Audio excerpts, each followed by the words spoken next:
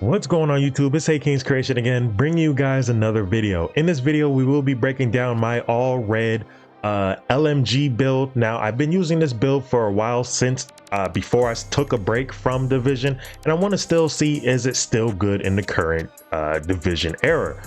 And well, we will be testing it throughout this video. I will be breaking it down also, and at the very end, there will be some gameplay showcasing this build in full action. Where right now what we're doing is testing it in the training area to see how strong this build still is. Did it get a buff over time from the previous 8 months since this build was already created, or did the stats, you know, get weaker, or did they nerf it, right? But it looks like, based off of the training area, that we're hitting over 1 million per bullet with the LMG when it comes to crits. And we'll showcase the Ouroboros later down the road. Most people already know how the Ouroboros works. It's a crazy SMG. It's still useful to this day, regardless. It does a lot of RPM, but we really want to focus on the primary weapon of this build, which is the RPK. Market RPK 74E. It's a replica because we had crafted it, but this had gotten a boost about 8 months ago. Earlier in Division era, this had gotten a boost and it became really strong LMG, and actually became stronger than the assault rifles during that time. And that's why I created this build, and I want to still see if this build is still strong to this day. As you guys can see, the stats on it, we try to get to 60 critical hit chance as much as possible, but we only got it on the Ouroboros, but we got close to it with the LMG. The point is, does this still do a lot of damage? Does it melt enemies? Does it, you know, clear content swiftly? Keep in mind though, there's a drawback with it being all red. As you guys can see, it's currently all red. There's a drawback: you don't have a lot of armor. So let's go ahead and start it off. We're going with the TDI card.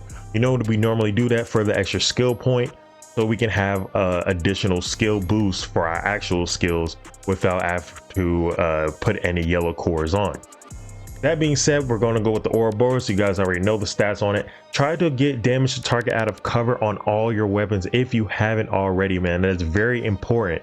All right, we're going with the Coyote's mask. Now, the Coyote's mask is known for its damage for the exotic mask itself, right? It's the only mask that gives a lot of red cores and packs a punch with its talent itself. Okay, based off the distance of the enemies towards you, gives you different, you know, critical hit chance or critical hit damage stat boosts. Okay, so this is very huge.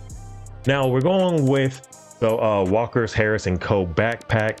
Now there was a backpack, no, there still is a backpack called the Matador that has also the same brand, but we're going with the general Walker's Harris & Co because we want to add our own talent. We want to add vigilance because we don't want to take any damage.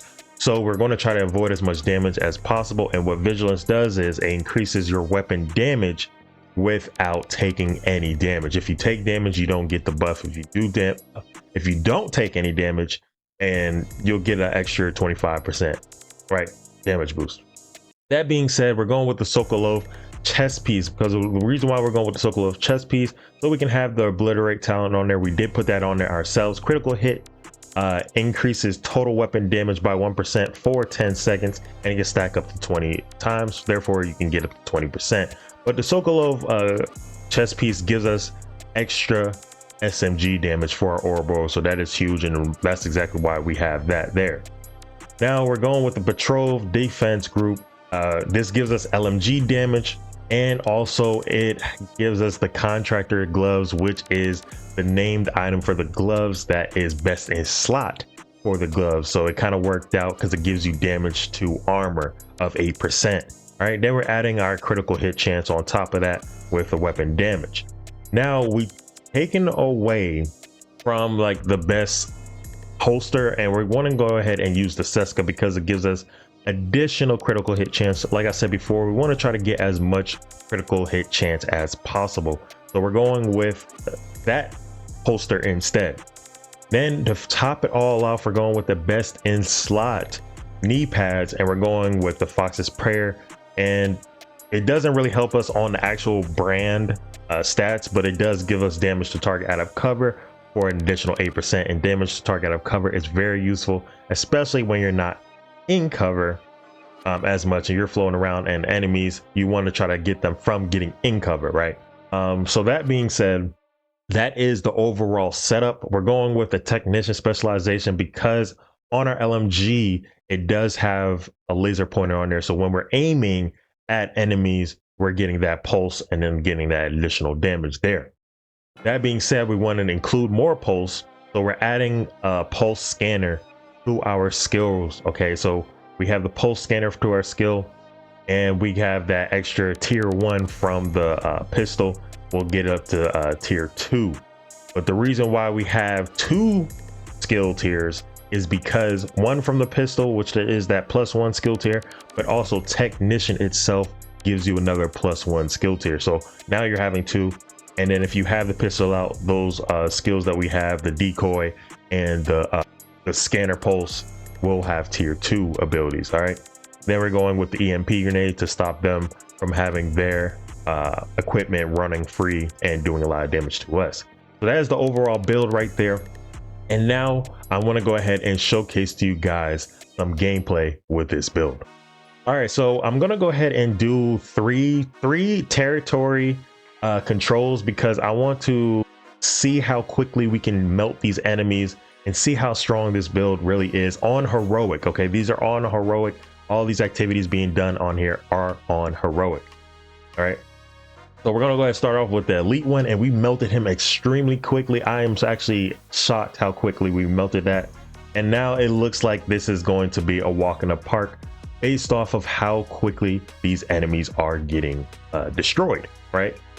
Yeah, so even at a super far distance, these enemies are literally getting shredded.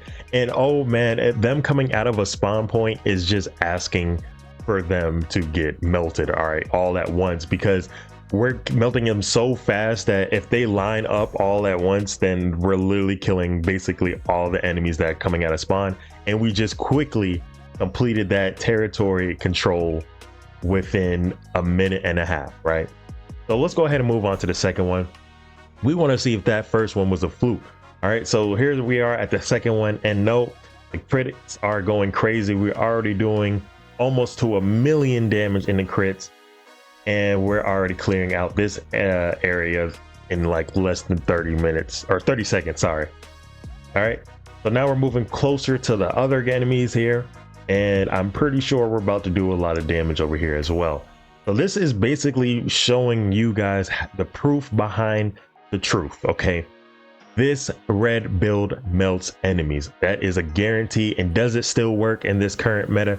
Yes, it does. Now my question is to you guys, what are you guys currently running for your all red build? Let me know in the comments below. I would love to know what red builds you're running, and currently what is the current meta for the all red builds that you are currently using or have heard about in any of the videos from other creators. Let me know in the comments below, and I will gladly start working towards making that myself and testing it out and letting you guys know how it is and showcasing it to you from my perspective. Yeah, as we can see, they are literally getting melted.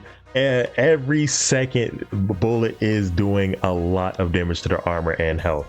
And we're going to go ahead and finish this last one off here to confirm how well it does close up. Okay, so now we got to get real close to these enemies.